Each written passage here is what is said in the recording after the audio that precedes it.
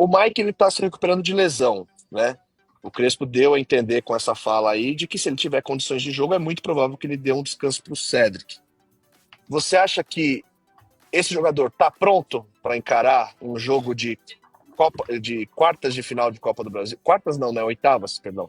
Oitavas de final de Copa do Brasil? Em tese, racionalmente, a resposta é não, né? Ele ainda não estreou como profissional. Confere, Gisbrecht. Não estreou. Ele foi relacionado para 5 jogos, se eu não me engano, mas ainda não entrou em campo. Para ter uma base de comparação, o Igor Felisberto, no começo do ano passado, chegou a ser relacionado também para 3 ou 4 jogos. Então o Mike está nesse estágio. E é bom até destacar, porque não vi ninguém falando sobre isso.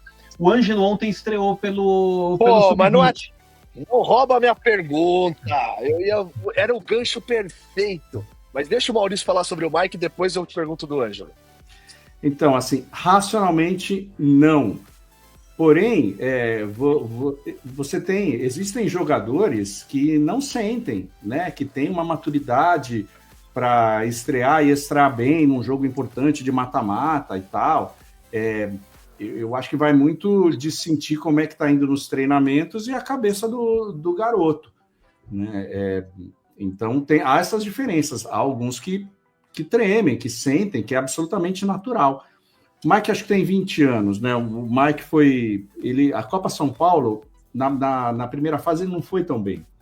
Ele começa a crescer em mata-matas, o que é um bom indicador de que aguenta a responsabilidade. Faz uma final daquela contra o Corinthians, né? O estádio lotado lá de São Paulinos, faz uma final muito boa. Então ele foi crescendo. Botou o jogo no bolso. Aí depois ele tem essa lesão e tal. Então o Crespo deixa aí no ar a possibilidade de ele entrar. Mas, assim, respondendo a tua pergunta, eu diria que não, que seria melhor encontrar se quer descansar o Cedric, ver se o Ferrarese pega por ali, entre o Sabino. Ferrarese não joga, né, Mal? Tá suspenso. Tem esse drama aí. Na Copa do Brasil. Foi expulso, lembra aquela entrada criminosa lá? Sim. Agora, por que vocês me lembraram disso? Alerta de depressão aí. Né? Sei lá, Alisson na lateral. Ele falou do Bobadilha. Ele falou do Bobadilha. Foi bem, né, o Bobadilha contra o Juventude, por alguns minutos. Mas tirar ele do meio vai ser duro, né? Porque ele e o Marcos Antônio estão muito bem. Um jogador que nunca foi testado e já foi ponta, né? Nessa posição, pelo menos para o São Paulo, como ala, é o Alisson. Talvez possa funcionar nesse jogo, não sei. E daí ele põe um Rodriguinho por ali, que foi muito bem, aliás. Muito bem pago para isso, o Hernan Crespo, né? Como ele falou, ou a gente inventa, ou tem que usar o garoto Mike. Bom, queria ouvir então o Ale a respeito do Mike e já puxar aqui as anotações tricolores de hoje, né? Em que o nosso querido Alexandre Gisbrecht ressalta a estreia do Ângelo, né? Que é uma promessa que já foi vendida, ou seja, São Paulo já tem um preço setado e que vai ser pago pelo Estrasburgo da França, se não me engano, são 6 milhões de euros, né, Ale? Que foi pago pelo Ângelo, mas o Ângelo já estreou com um gol no Sub-20 e assistência. Então, bota o Ângelo. É assim que você pensa, assim, ô Xará? Não, mas a diretoria meio que pensa, tanto é que colocou no contrato de venda dele para o Strasbourg uma cláusula em que ele deveria já estar treinando com o profissional, e aparentemente não, ele não está treinando com o profissional. Deve ter alguma coisa no sentido de ele precisa fazer pelo menos um estágio no Sub-20, alguma coisa assim. Não sabemos, porque é transparência inexistente, mas ele finalmente estreou no Sub-20, porque ele vinha jogando até aí no Sub-17 só. Ele ainda não tinha nem sido relacionado para jogo do Sub-20, né? Nem nessa temporada, nem nas anteriores. Ele entrou no segundo tempo, né? Então não jogou o jogo inteiro. Quem começou como lateral foi o Igor Felisberto, que até não foi tão bem no lance do gol do Guarani, que abriu o placar. Mas o Ângelo, ele fez o gol de empate. Ali foi aquele lance de oportunismo mesmo, parecia um centroavante lá, aparecer sozinho no meio da área para pegar um passe que não tinha sido bom, e ele foi lá e completou para o gol, e aí coisa de 1 minuto e meio depois, ele fez um cruzamento da direita, que passou pelo meio da área, um cruzamento rasteiro, passou pelo meio da área, e sobrou para o Nicolas Bossart chutar de primeira.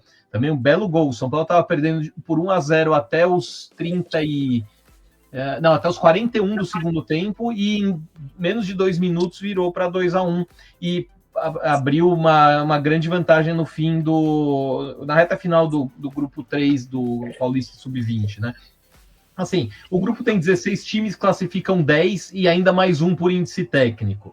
Então, São Paulo nunca correu o risco de não se classificar aí. Mas o São Paulo hoje tem a melhor campanha geral no Paulista, e isso pode valer lá na frente, porque a partir de agora vai ser só mata-mata. Então o São Paulo vai decidir em casa contra os times que tiverem pior campanha. Se o São Paulo ganhar os 2 primeiros jogos e seguir numa campanha superior às dos times que vêm atrás, o Palmeiras está 1 ponto atrás, o São Paulo pode chegar num eventual duelo na semifinal ou na final, levando vantagem. Então é interessante ter essa pontuação. O São Paulo faz uma boa campanha. O São Paulo agora enfileirou várias vitórias seguidas, depois de começar com uma vitória em 4 jogos e contra times fracos, mas aí de repente enfileirou vitórias. Se eu não me engano, o São Paulo está com acho que 13 jogos, então são acho que 9 vitórias seguidas, um negócio assim.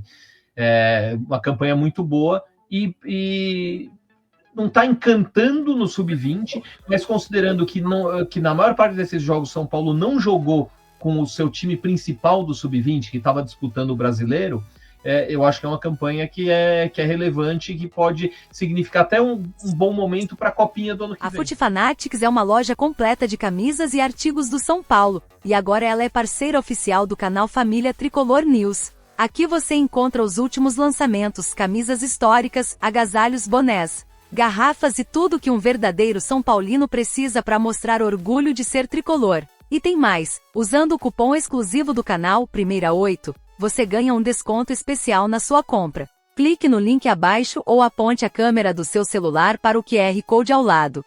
Inclusive isso que o Perrone falou, nessa terceira vitória consecutiva do São Paulo, dá pro Tricolor a 8ª colocação na tabela de classificação, e isso é importante já para focar nas Copas, né? Eu acho que o torcedor do São Paulo estava realmente preocupado com essa questão do Campeonato Brasileiro, ali, proximidade do Z4, e agora com esses 9 pontos aí nos últimos 3 jogos, aí dá pro torcedor essa tranquilidade, até pro Crespo aí, pro elenco do São Paulo, focar nas Copas, como por exemplo vai ser quinta-feira contra o Atlético Paranaense. Mas voltando pro jogo aí, Sombra, destacar aqui o trio de zaga do São Paulo, estão jogando uma barbaridade, o Ferrarese, o Arboleda e o Alan Franco, aliás, Febarese, estavam chamando aí o Ferrarese de Febarese, o Marcos Antônio, cara, pra mim, ele tem sido um dos principais destaques nessa volta do São Paulo aí, pós-mundial de clubes, tá jogando uma barbaridade. Muita bola. Inclusive o André Ranieri, brilhantemente, é nosso repórter, batizou de Marcos Antônio. Tá jogando muito, Perrone. Vou te falar, hein, mano. Então, Sombra, eu acho que coletivamente o São Paulo tá muito bem, né, e individualmente tem alguns atletas aí que têm se destacado, como é, por exemplo, o caso do Marcos Antônio. O Luciano é chovendo molhado, né, falar do Luciano aí, a participação que ele tem jogando como segundo atacante ali é fundamental. Assistência maravilhosa, hein, porque a bola que ele recebeu ali era a bola pra sair pra linha de fundo, não era a bola pra ele alcançar. Além de alcançar, ele meteu uma rosca ali pro Arboleda que... O Arboleda cabeceando parecia o Sérgio Chulapa. Meteu na gaveta, Wilson. Parecia, sabe quem? O Cristiano Ronaldo cabeceando. Parou no ar ali, pá. Mas enfim, então, Sombra, eu acho que o Crespo ele tem total mérito em relação a esse bom desempenho do São Paulo nessas últimas 3 vitórias aí.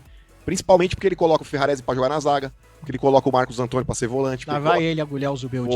Ele não esquece do Zubeldia. Vou porque o fã-clube dele, as Zubeuloucas, lá quando a gente falava isso aqui... Mas não tem mais fã-clube. Agora tá todo mundo encrespado. Eu espero que apareçam. Já eles aparecem. Eu espero que apareçam, porque se tiver personalidade, quando a gente falava aqui, cansavam de dar flechada na gente. Tá falando besteira. Tá aí a besteira. O tempo mostrou quem é que tá falando besteira. Se era a gente ou se era o treinador de vocês que vocês torcem aí. Parece que tem gente que torce mais pro treinador do que pro clube. Você acha que no primeiro momento, porque o São Paulo não vai ganhar todos os jogos até o fim, o São Paulo vai perder jogos, o São Paulo vai ter jogo que ele não vai jogar bem, ok? Isso vai acontecer. Sim. Mas no primeiro jogo, todos vão aparecer. Mas, Sombra, era uma tendência Todas natural. elas vão Inclusive, aparecer. quem quiser pode procurar lá na página da Energia 97, Futebol Energia 97, tem um recorte meu falando a respeito do posicionamento dos jogadores. Eu falei, é uma tendência natural. Falei, é uma tendência natural de evolução quando você tem as peças nas suas respectivas posições. Então, você ter o Ferrarese de zagueiro já é uma evolução. Você ter o Oscar quando teve a disposição como meia, não como o segundo volante, não como um jogador aberto pela esquerda. Luciano à frente como segundo atacante. Você pega lá, por exemplo, Cedric Soares, que é um lateral que já é ruim, ele metia o cara de ponta. O próprio Wendel também cansou de jogar de ponta. Então, quando você tem as peças nas suas respectivas posições, já é uma tendência natural de evolução. E foi isso que aconteceu e a prática tá mostrando, né? O tempo tava provando por A mais B que a gente tava certo quando pontuava a respeito disso. Yosef, o Marcão falou do Ferrarese, coloca a foto aí do Ferrarese que a gente achou aí. Que a gente Cadê? achou não, que eu fiz a montada. Não, não é esse, Yosef, esse é o Ferreirinha. A outra foto. Aqui, o Yosef, Marcão chamou Ferrarese de Febarese. Pra você explicar por que Febarese, é uma audiência mais jovem que não sabe quem foi o Baresi. Ou então, pra quem não sabe, grande zagueiro italiano, aliás, fez dupla de zaga ali com, aliás, era o Costa Curta e o Baresi na zaga e o Maldini era lateral esquerdo naquele time do Milan. Baresi, inclusive, jogou contra o São Paulo em 93. Era a zaga, Costa Curta e Baresi. O Maldini nessa época ainda era lateral esquerdo. Pra que foi que o Miller chegou e chamou de Costa Buffoni? Curta. Que é palhaço, Curta. né? É. Queste per te Buffoni. Mas jogou muito, hein? Mas, ó, pra mim, ó, o semblante do time do São Paulo é isso aí. Faca na boca, sangue nos olhos e vamos pra cima. Então, eu sempre achei o Ferrarese bom zagueiro, cara. Muitas vezes eu questionava, pô, vocês estão falando mal do Ferrarese, né? E além de você ter essa questão de hoje, o Crespo tratar de colocar jogador na sua respectiva função, eu acho que essa alteração do sistema tático também foi fundamental. O 3-5-2, porque antes não só você tinha jogadores fora de posição, como o São Paulo ele tinha um buraco no meio de campo. O São Paulo jogava no 4-2-4. Né? Na prática era 4-2-4, em tese 4-2-3-1, sendo que o 1 não pegava na bola. Mas um desses três aí era mais... não funcionava como homem de meio de campo, que no caso era o Luciano. Sim. Né? E sei lá se isso aí é um pensamento muito antigo e tal, mas sempre entendi que jogo se ganha no meio de campo. Sim. É o meio de campo que ganha jogo. Porque o meio de campo é aquele que supre o ataque, o meio de campo é aquele que protege a defesa, né? E eu acho que também, tão fundamental quanto botar cada jogador em sua posição, é um sistema de jogo onde você tem um meio de campo recheado. Sim. E sabe quem tá me... E aliás, o Luciano também, às vezes, ele volta pra ajudar no combate. Sim, sem a bola ele volta. E aí o que acontece? Mas antes ele voltava. Sim, voltava. Mas uma coisa é você voltar com a obrigação de ser o terceiro homem de meio de campo. A outra é quando você volta com a obrigação de ser o sexto homem de meio de campo. Sim. Se você volta, né? Aí você fica... Muitas vezes só fica o atacante lá. E quando o São Paulo não tem a bola, fica no 5-4-1. Ajuda muito. E o Luciano, você tem que trabalhar com a característica do jogador. O Luciano não é um pivô, não é um atacante que fica dentro da área. Ele sai da área. Exato. O gol do Arboleda foi de um Luciano assistente que estava fora da área. E ele é mortal quando ele entra pra área e ele se prepara para arrematar. Mas, por exemplo, nesse jogo contra o Fluminense, a gente viu um Luciano dando assistência, cruzando uma bola. A gente viu um Luciano quase marcando como se fosse um centroavante. Uma bola lá que foi interceptada lá do lado esquerdo. E a gente viu um Luciano quase pivô quando o Bobadilha chutou e eu sinto que até o fim do programa você vai falar que o Luciano é seu ídolo. Eu tô sentindo que até o fim do programa você vai falar que o Luciano é ídolo. Não é... Meu ídolo você vai se entregar, Luciano. Então, meu ídolo é Careca, meu ídolo é Miller, meu ídolo é Silas, meu ídolo é Sidney, é o Cilinho, é o Tele. Mas o Luciano, ele é um ídolo justo pra muita gente. O Luciano é um ídolo justo pra muita gente, principalmente o torcedor que, vibrou como eu, como vocês, mas vibrou muito mais porque fazia tempo que ele não viu um título, a Copa do Brasil. O Luciano, ele é bom em tudo que faz dentro da área, menos bater pênalti. Menos bater pênalti. A gente viu mais uma vez, né? Ele é horroroso batendo pênalti. Uma pena. Bom, ele só é horroroso batendo pênalti. O resto quem poderia bater pênalti nesse São Paulo? Vamos lá. Tirando o Luciano, o Lucas e o Caleri, que a gente viu que eles perdem muito pênalti. O Oscar seria um batedor se tivesse em condições, né? Se tivesse à disposição, se estivesse jogando, seria o batedor. Eu não sei quem falou, e eu não sei nem se tem razão no que falou, que o Wendel é um cara que sabe bater pênalti. Eu não sei, hein? Eu só li isso aí, não sei se tem veracidade. Eu acho que eles tinham que determinar um batedor de pênalti aí. Se vai ser o Luciano, pega e fala, vai ser o Luciano, acabou. Ou então achar alguém lá, meu. Ou achar alguém lá dentro. Vamos fazer testes aqui. Pega um zagueirão, chuta no meio do gol. Vou falar um negócio pra vocês. Eu acho que se você puser o Alan Franco pra bater pênalti e o Arboleda pra bater pênalti, não vai ser tão ruim quanto os nossos batedores. Porque assim, Os nossos batedores, é como se a gente falasse o não a gente já tem. É sério, porque assim, a chance de perder pênalti com os nossos batedores oficiais é imensa, é imensa. Nem o Lucas eu tenho tanta confiança. Mas vocês não acharam que o Fábio foi bem na bola também, mano? Tudo Não, bem, foi o bem Luciano também, pegou de foi bem também, mas... Fábio, o Luciano aí pegou de tornozelo, vamos ser sinceros, mas assim, o Fábio também é um baita goleiro e pegador de pênalti também, então o fato dele ter acertado o canto ali, porra... Mas não acertou o canto, ele acertou o meio canto, né, Marcão? Então, mas assim, tentou deslocar. No jogo eu achei que o Fábio tinha feito uma grande defesa, mas depois vendo o replay Não e é. tudo... Marcão, é o seguinte, o Fábio, ele chegou e... Qual foi a ideia dele? Não, eu não vou ameaçar ir pro canto, eu vou onde ele chutar. Quando o goleiro fica parado, você trata de acertar o cantinho, que senão o goleiro vai pegar. A chance de pegar aumenta muito. Sim. Ele espera a decisão do batedor, né? Espera a decisão. Isso atrapalha muito. Se aquela bola, o Fábio tivesse ido para um canto e o Luciano tivesse baixo, já falar assim, ó, deslocou o goleiro. Exato. Mas na maioria das vezes é o goleiro que erra o canto. Sim. São raros os jogadores que você chega e fala, ele realmente deslocou o goleiro. Ele já pula antes o goleiro. Aí você tem que... Você tem um momento que você pode... Se o cara é bom, ele tira do goleiro, porque o goleiro sempre pula antes. Exatamente. Sempre vai para um canto. Pausa de 5 segundos para pedir a sua ajuda ao nosso canal com o seu like e se inscrever se ainda não for um inscrito. Não, ele não jogaria, né, como titular.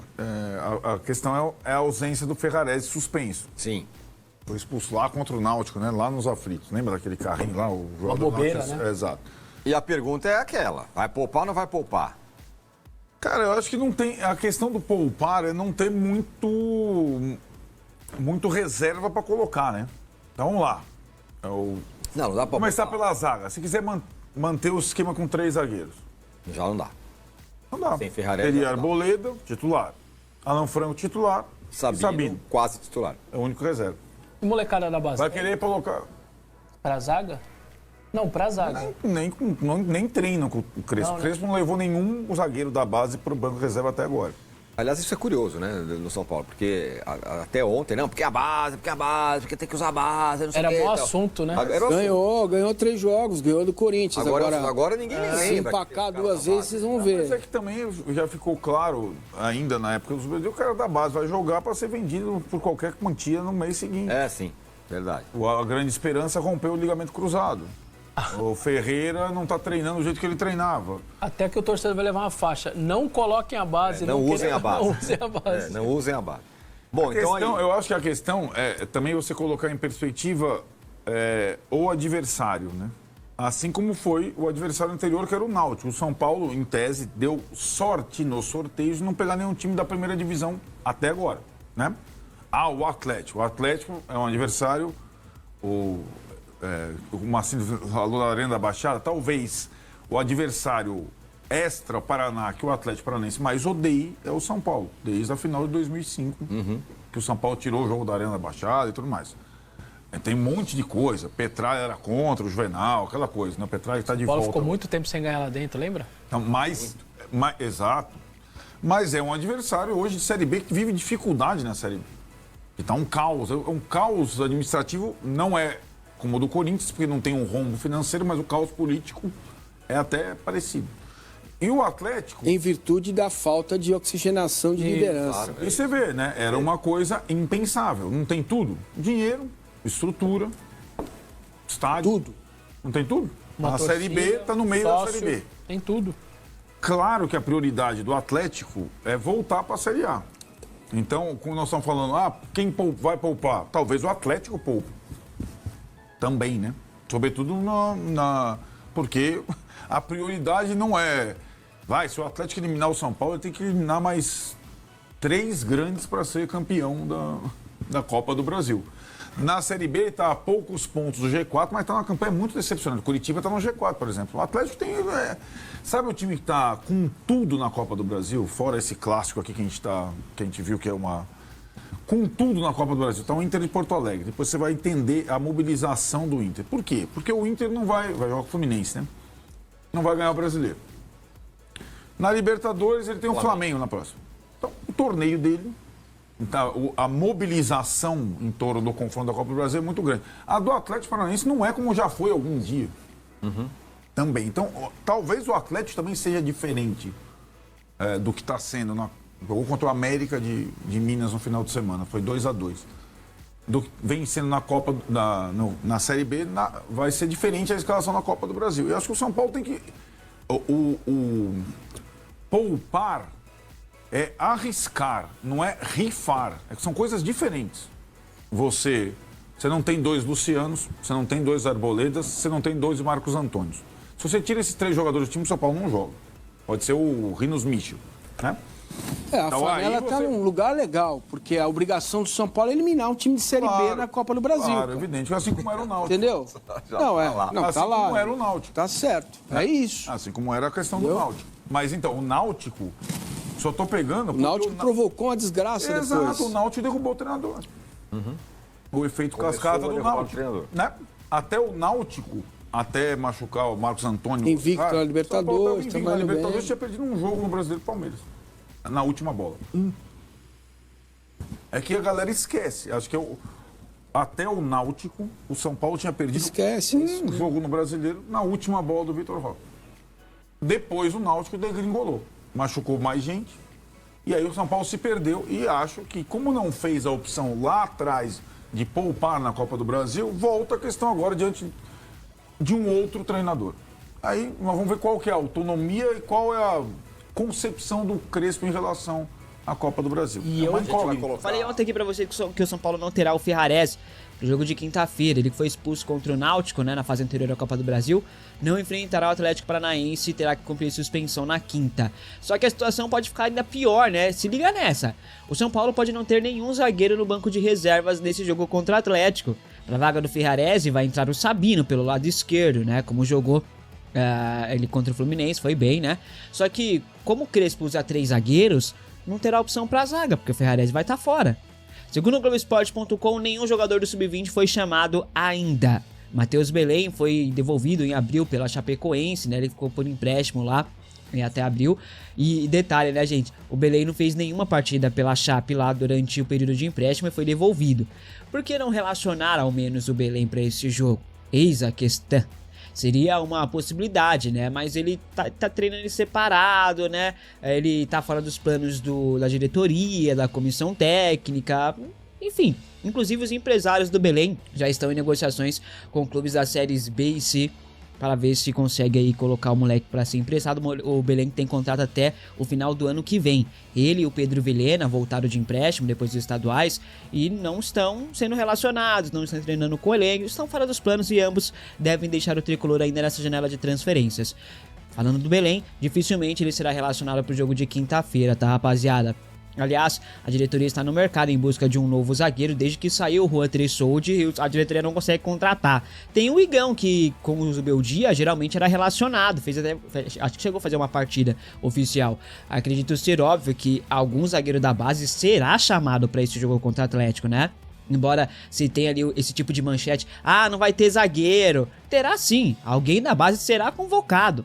Não significa que vai jogar, mas será relacionado para ficar como opção em caso de alguma emergência. Isso é meio que óbvio, né, rapaziada? Enfim, São Paulo vai ter zagueiro sim no banco de reservas, tá? Podem ficar tranquilinho aí. E pra mim o São Paulo tem que ter mesmo alguém da base. Porque geralmente você tem ali um quadro de 4 zagueiros e sobe 1 ou 2 da base. É assim pra fazer. O Igão já vem treinando com o elenco principal. Tem aí outro zagueiro também, que eu esqueci o nome do zagueiro agora. Mas também tá ali compondo o elenco, então é fato que vai ter algum zagueiro da base ali sendo relacionado pro jogo contra o Atlético. Enfim, São Paulo fechou uma nova parceria aí visando a evolução dos atletas. Esse é um projeto de mapeamento genético dos jogadores, informação do Éder Traschini do UOL. Isso só acontece por conta de uma parceria com o Somos. A proposta é usar o DNA dos jogadores ali para adaptar treinos, prevenir lesões e melhorar os rendimentos dos atletas. Já foi testado 50 jogadores da base entre o time feminino e masculino do tricolor. Agora será a vez dos atletas do time principal fazer os exames, fazer os testes. O objetivo é individualizar o cuidado com os atletas do elenco atual, né? As rotinas serão adaptadas, tanto em questão de treino como também em questão de recuperação. Isso dependerá da predisposição genética de cada jogador. Outro motivo é antecipar ali os riscos de lesão, ajustar cargas de trabalho e auxiliar no desenvolvimento físico. A coleta é feita por raspagem bucal e os resultados são processados no laboratório. Depois disso, depois dos exames, né, cada atleta passará por uma consulta com um especialista em genética esportiva, né? O Refis Plus está cada vez mais se modernizando. Parabéns à gestão por isso, né? É um feito que a gente tem que realmente destacar e parabenizar. Bom, tô recebendo bastante perguntas sobre o Marinax, né, rapaziada? Bilionário grego que negocia investir na base de Cotia, consequentemente também no time principal. Eu não iria falar de novo porque, assim, eu já falei sobre isso, né? Mas tem muita gente nova chegando no canal e tendo dúvida, perguntando, então vou ter que falar novamente. Mas há algumas semanas aqui eu já falei sobre isso, eu já falei sobre a parceria que mudou. Deixei bem claro que ela não melou, mas ela teve uma mudança significativa.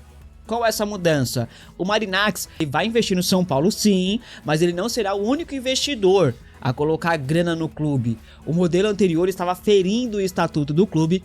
Por conta disso, teve que ser revisto e alterado. Agora o São Paulo terá um fundo de investimento, onde terá mais de um parceiro na parada, o que faz com que o tricolor tenha maior rapidez para captar dinheiro, né? E quem sabe até captar mais grana do que o esperado.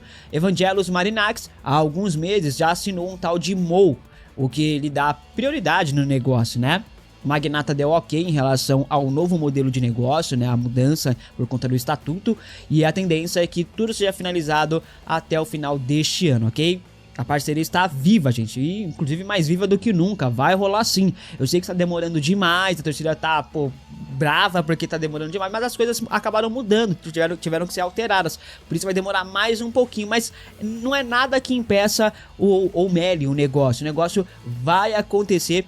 Marinax vai investir sim no São Paulo, só que ele não será o único investidor. Outros investidores também vão investir, beleza? Mas só que o Marinax será o investidor majoritário, tá? Ele vai ser quem mais vai investir, mas ele não será o único a investir no clube, beleza? Bom, São Paulo está no mercado em busca de um novo lateral direito, bem que o Marinax poderia ajudar, né, Marinax? Bom, a busca não está nada fácil. Vários nomes são especulados e até mesmo oferecidos, mas acordo que é bom, nada, né? O São Paulo consultou as situações de Advíncula e Calabali, mas os valores assustaram a diretoria. O clube segue as buscas, a torcida está com pressa, está assim, tentando até dar uma forcinha pra diretoria, né? Tanto que no último domingo o Gonçalo Tapia marcou o seu primeiro gol com a camisa do São Paulo contra o Fluminense, um belo gol inclusive. E aí ele postou uma foto no seu Insta pra celebrar o feito, né, pelo clube. E na postagem me aparece um antigo sonho do tricolor, hein? Fabrício Bustos comentou na foto do Tapia e disse o seguinte: "Boa, Toro, felicidades." Bom, isso foi suficiente para a torcida tricolor se agitar na web. O Bustos, para quem não sabe, é jogador do River Plate e o Tapia também é jogador do River Plate, embora esteja emprestado para o São Paulo, mas ele tem vínculo ainda com o River, né?